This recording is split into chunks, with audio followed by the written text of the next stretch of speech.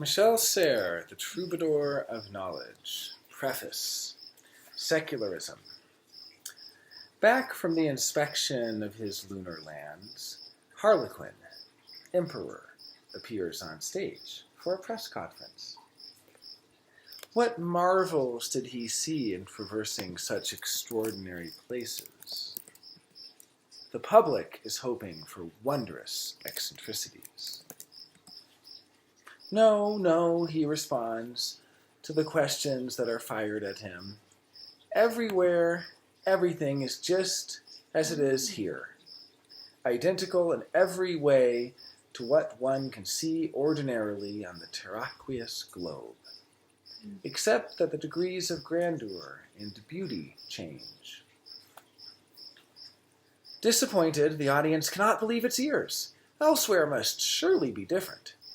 Was he incapable of observing anything in the course of his voyage? At first silent, dumbfounded, they begin to stir once Harlequin pedantically repeats his lesson. Nothing new under the sun or on the moon. The word of King Solomon precedes that of the satellite potentate. There is nothing more to be said, no need for commentary. Whether royal or imperial, whoever wields power, in fact, never encounters in space anything other than obedience to his power, thus his law. Power does not move. When it does, it strides on a red carpet. Thus, reason never discovers beneath its feet anything but its own rule. Haughtily, Harlequin looks the spectators up and down with ridiculous disdain and arrogance.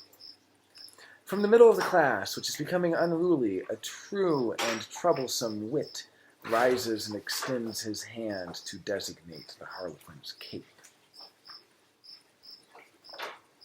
"Hey," he cries.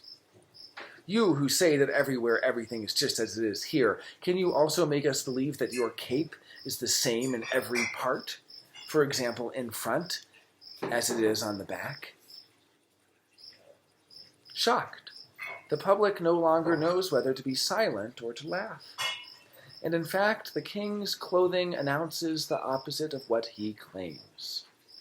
A motley composite made of pieces, of rags or scraps of every size and 1,000 forms and different colors, of varying ages from different sources, badly basted, inharmoniously juxtaposed, with no attention paid to proximity, mended according to circumstance, according to need, accident, and contingency. Does it show a kind of world map? A map of the comedian's travels, like a suitcase studded with stickers? Elsewhere, then, is never like here. No part resembles any other. No province could be compared to this or that one, and all cultures are different. The map come greatcoat belies what the king of the moon claims.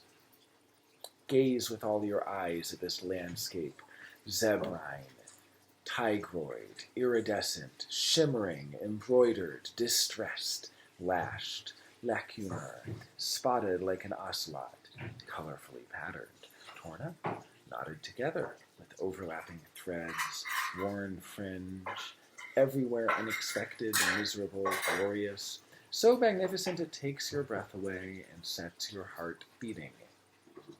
Powerful and flat, speech, monotonous, reigns and vitrifies space.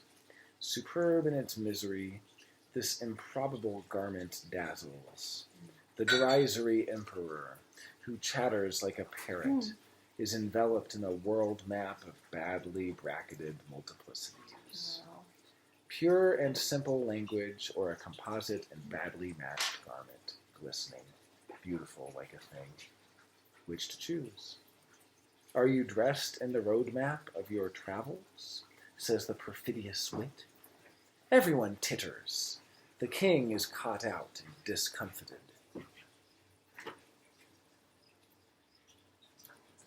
Harlequin quickly figured out the only escape from the ridicule his position invites. All he can do is to take off the coat that belies him. He gets up, hesitating, looks, gaping, at the panels of his outfit, then devoutly looks at his public, then looks again at his coat, as if seized with embarrassment. The audience laughs a bit foolishly. He takes his time. Everyone waits. The Emperor of the Moon finally makes up his mind. Harlequin gets undressed. After much grimacing and graceless contortion, he finally lets the motley coat drop to his feet. Another iridescent envelope then appears. He was wearing another rag beneath the first veil. Disconcerted, the audience laughs again. Thus it is necessary to start again, because the second envelope, similar to the coat, is composed of new pieces and old bits. It's impossible to describe the second tunic without repeating, like a litany, tigroid, iridescent, zebrine, studded. Harlequin keeps getting undressed. Another shimmering dress, a new embroidered tunic, then a kind of striated veil appear successively, and still another colorfully patterned body stocking and spotted like an ocelot. The audience guffaws, increasingly stupefied. Harlequin never gets to his last outfit, while the one before last resembles the anti-penultimate as closely as could be desired, motley, composite, torn up. Harlequin is wearing a thick layer of these harlequin coats. Indefinitely, the naked retreats beneath the masks, and the living beneath the doll, or the statue, swollen with the bits of cloth. Certainly the first coat makes the juxtaposition of pieces visible, but the multiplicity, the overlap of successive implied envelopes, shows and also conceals it. Onion, artichoke. The harlequin never ceases to shed his layers, or to peel off his knotted capes. The public never stops laughing. All of a sudden, silence, seriousness, even gravity descends on the audience. The king is naked. Discarded, the last screen has just fallen. Stupefaction. Tattooed, the Emperor of the Moon exhibits a colorfully patterned skin, more a medley of colors than skin. His whole body looks like a fingerprint, like a painting on a curtain. The tattooing, striated, iridescent, embroidered, damasked, shimmering, is an obstacle to looking, as much as the clothing or the coats that fall to the ground. Let the last veil fall and the secret be revealed. It is as complicated as all the barriers that protected it. Even the harlequin's skin belies the unity presumed in what he says, because it, too, is a harlequin's coat. The audience tries to laugh again, but it can't anymore. Perhaps the man should strip himself. Whistles, jeers. Can someone be asked to skin himself? The audience has seen. It holds its breath. You could hear a pin drop. The harlequin is only an emperor, even a derisory one. The harlequin is only a harlequin, multiple and diverse, undulating and plural, when he dresses and gets undressed. Thus named and titled, because he protects himself, defends himself, and hides multiply indefinitely. Suddenly, the spectators as a whole have managed to see right through the whole mystery. Here he is now, unveiled and delivered, defenseless to intuition. Harlequin is a hermaphrodite, a mixed body, male and female. Scandalized, the audience is moved to the point of tears. The naked androgyne, or androgen, mixes genders so that it is impossible to locate the vicinities, the places or borders where the sexes stop and begin. A man lost in a female mixed with a male.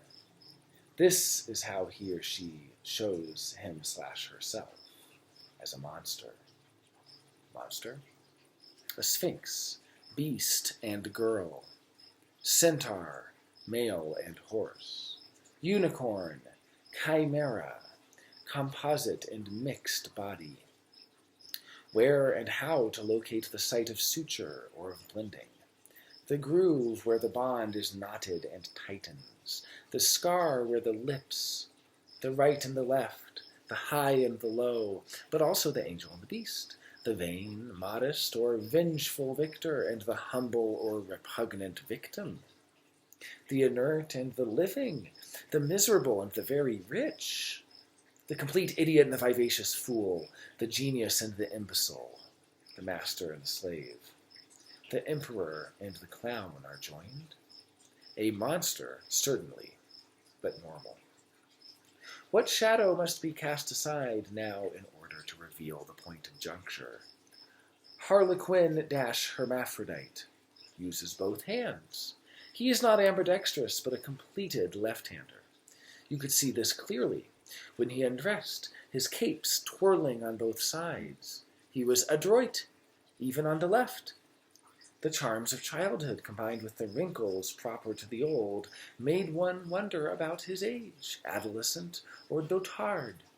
But above all, when the skin and flesh appeared, the whole world discovered his mixed origin, mulatto, half-caste, Eurasian, hybrid in general, and on what grounds? Quadroon? Octoroon? And if he was not playing the king, even as comedy, one would have the urge to say bastard, or mongrel, crossbreed, mixed blood, mestizo or mestiza, diluted. What could the current, tattooed, ambidextrous monster, hermaphrodite, and half-breed make us see now under his skin? Yes, flesh and blood.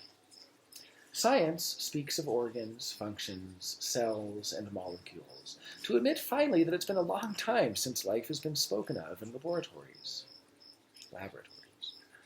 But it never says flesh, which very precisely designates the mixture of muscles and blood, skin and hairs, bones, nerves, and diverse functions, which thus mixes what the relevant disciplines analyze. Life throws the dice, or plays cards. Harlequin discovers, in the end, his flesh. Combined, the mixed flesh and blood of the Harlequin are still quite likely to be taken for a Harlequin coat. Quite some time ago, a number of spectators left the room, tired of failed dramatic moments, irritated with this turn from comedy to tragedy, having come to laugh and been disappointed at having to think. Some, doubtless specialists in their field, had even understood, on their own, that each portion of their knowledge also looks like Harlequin's coat, because each works at the intersection or the interference of many other disciplines, and, sometimes, of almost all of them. In this way, their academy, or the encyclopedia, formally joined Commedia dell'arte. Now then, when everybody had his back turned, and the oil lamps were giving signs of flickering out, and it seemed that this evening the improvisation had ended up being a flop, someone suddenly called out, as if something new were playing in a place where everything had, that evening, been a repetition, so that the public as a whole turned back as one, all looking toward the stage, violently illuminated by the dying fires of the footlights. "Pierrot! Pierrot!" the audience cried. "Pierrot lunaire!" In the very same spot where the Emperor of the Moon had stood was a dazzling, incandescent mass, more clear than pale, more transparent than wan, lily-like, snowy, candid, pure, and virginal, all white. "Pierrot! Pierrot!" cried the fools again as the curtain fell. As they filed out, they were asking, how can the thousand hues of an odd medley of colors be reduced to their white summation?